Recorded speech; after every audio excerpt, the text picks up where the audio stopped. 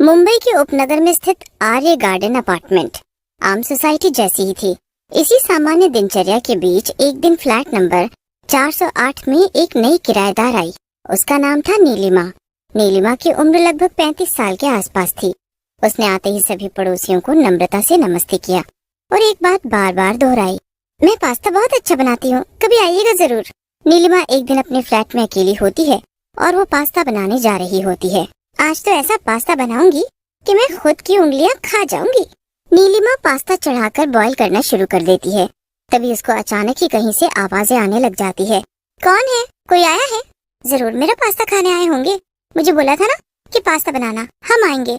शायद इन लोगों को पता चल गया कि आज मैं पास्ता बना रही हूँ। नीलिमा बहुत खुशी से अपने दरवाजे की तरफ बढ़ती है, लेकिन उसके घर कोई मेहमान नहीं बल्कि 2 चोर आए होते हैं। नीलिमा इससे पहले कुछ चिल्लाती, एक चोर उसका मुंह बंद करके उसको बिठा देता है। हमें सारे गहने और पैसे दे दो, हम आज यहाँ चोरी करने आए हैं, चोरी।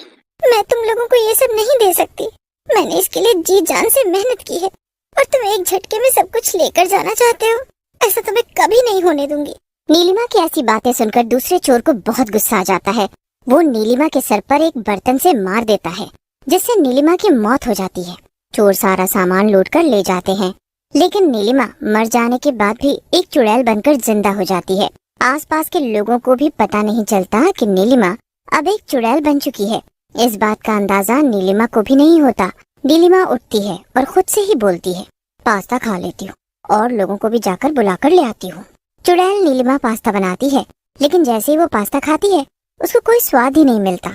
इतना गंदा पास्ता कैसे बन सकता है मुझसे? ये स्वादिष्ट क्यों नहीं लग रहा?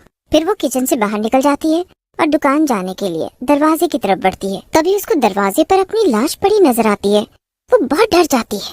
ये तो मैं ही हूँ, लेकिन मैं ऐसी क्यों पड़ी हूँ? और जब ये मैं हूँ तो फिर मैं कौन हूँ? भूतिया नीलम के दिमाग में 1000 सवाल आते हैं।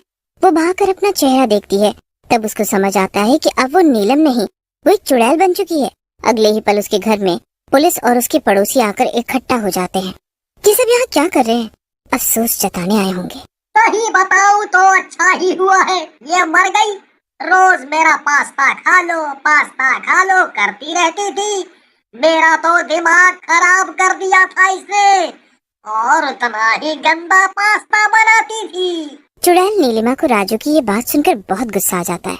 वो आओ न देखती है ताऊ एकदम से राजू के सामने आकर खड़ी हो जाती है और उसका हाथ चबाने लग जाती है।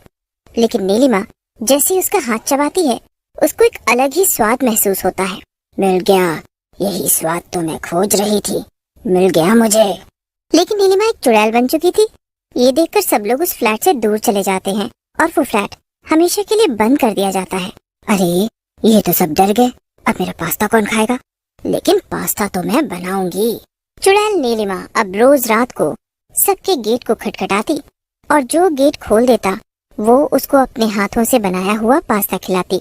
लेकिन अब नीलिमा का पास्ता आम पास्ता नहीं होता, उसके अंदर मिला होता है इंसानों का खून। क्या हुआ? पास्ता अच्छा नहीं लगा? अब पड़ोसियों को रोज एक चिट्ठी जाती जिसमें लिखा होता, मैं पास्ता बहुत अच्छा बनाती हूँ, आकर खाइएगा जरूर। नीलिमा से अब लोग डरने लगे थे। चुड़ैल नीलिमा ने तय किया कि वो अपने ही फ्लैट में एक दूसरी लड़की बनकर आएगी। नीलिमा एक दूसरी लड़की का रूप धारण कर अपने ही फ्लैट में किराएदार बनकर आ जाती है। लेकिन जैसे ही मकान मालिक उसके फ्लैट से निकलता है, पारुल अपने असली रूप में आ जाती है। अब देखती हूँ कौन मेरे बुलाने पर खाने पर नहीं आता। पारुल वहाँ नहीं होती है और अच्छे से रहने की वजह से सबको लगता है कि शायद अब नीलिमा का भूत वहाँ से जा चुका है।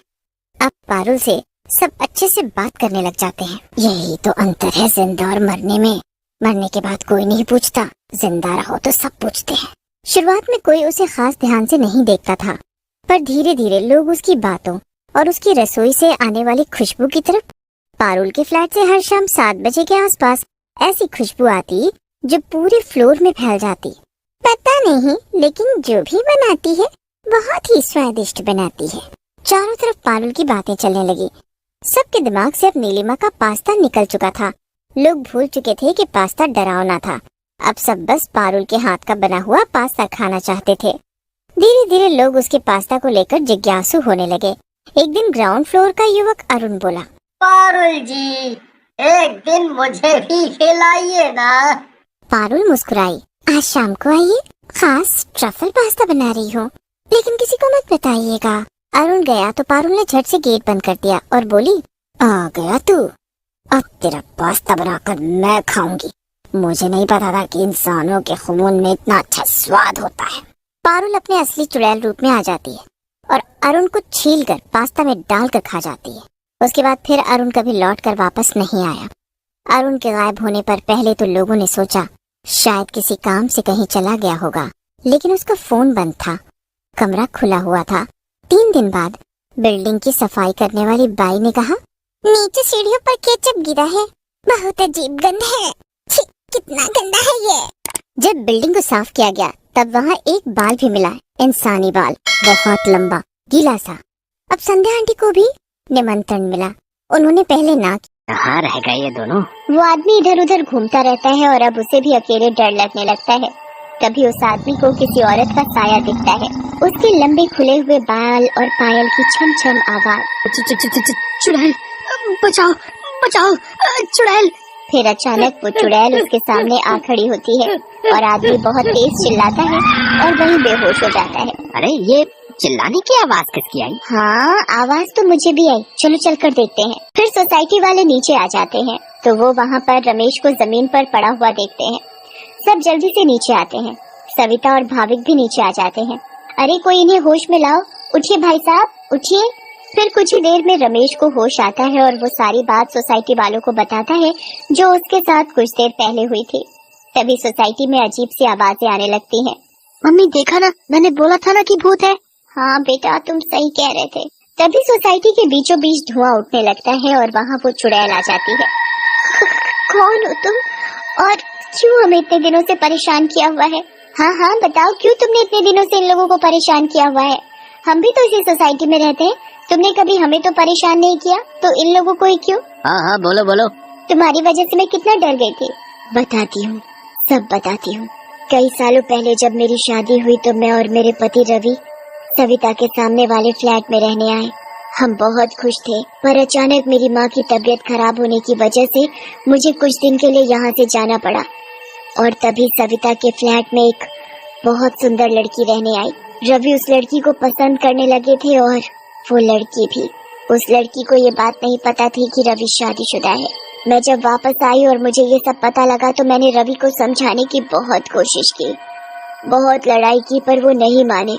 रवि मुझे छोड़कर उस लड़की से शादी करना चाहते थे और एक दिन रवि और वो लड़की चुपके से अचानक कहीं चले गए। मैंने उन्हें ढूंढने की बहुत कोशिश की मगर वो मुझे कहीं नहीं मिले। और एक दिन मैंने उन दोनों को बाजार में साथ देखा। उन दोनों ने शादी कर ली थी। मैं भागते हुए घर आई और ये बात मुझसे बर्दाश्त नहीं हुई और उसी रात मैंने फ्लैट से कूदकर अपनी जान दे दी। और उस दिन से इस फ्लैट में किसी को रहने नहीं देती जिसमें सविता और उसका परिवार रहता है।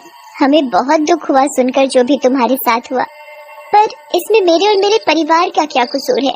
हाँ आंटी, आप तो अच्छी आंटी हो, ऐसे कैसे कर सकती हो? चुड़ैल भाविक की मासूमियत देखकर पिघल जाती है। ठीक है, अब मैं तुम लोगों को कभी परेशान नहीं करूंगी। ऐसा कहते ही वो चुड़ैल हवा में गायब हो जाती है और कभी किसी को परेशान नहीं करती।